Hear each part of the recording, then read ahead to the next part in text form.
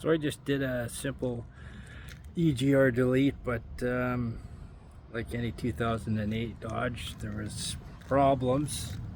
So what happened when I was doing it is I couldn't get these bolts off. The nuts here, this goes on, this was flipped around like this. This goes like this onto here. And when it's inside the motor compartment, you actually have a hell of a time getting that out of there. That's right against the motor. So you can't get in there, and it's at the very front of your car. So this is the old one. It's in pretty good shape, really. I don't see any cracks or anything. But since I did this, I had to replace this anyways, because I couldn't get these out even with the drill, and I used the tools to take studs out that were stripped and they wouldn't come out, so I just bought a new one. So now here's this, and it was right by the time I finished smashing it off, getting it out.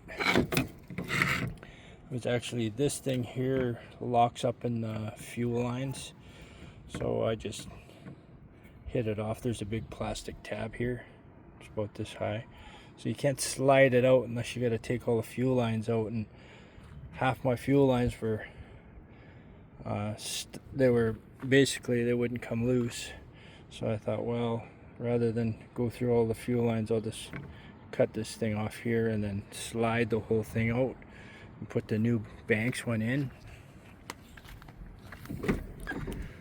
So this is my truck now.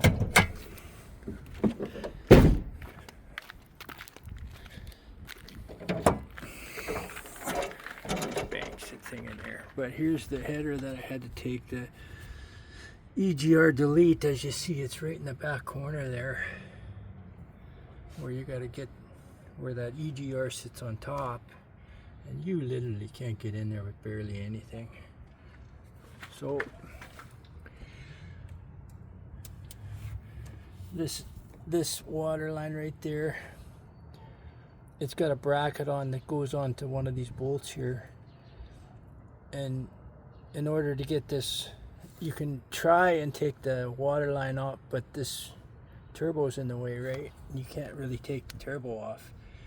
You can't take this turbo off because actually those bolts are just as hard as anything to get as the whole thing. So just if you're going to take this header off, you just pull, basically the turbo comes off with very minimal effort.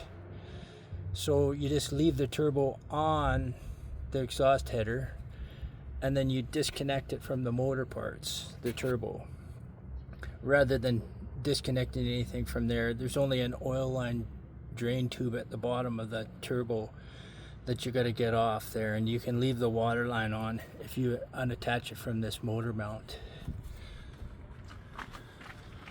So this is all deleted. I came over to this side and I wanted to put this Banks on here. So the Banks is real nice.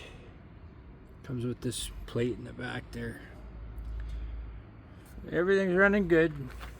Took me a hell of a long time. Alright. Good luck if you're on yours.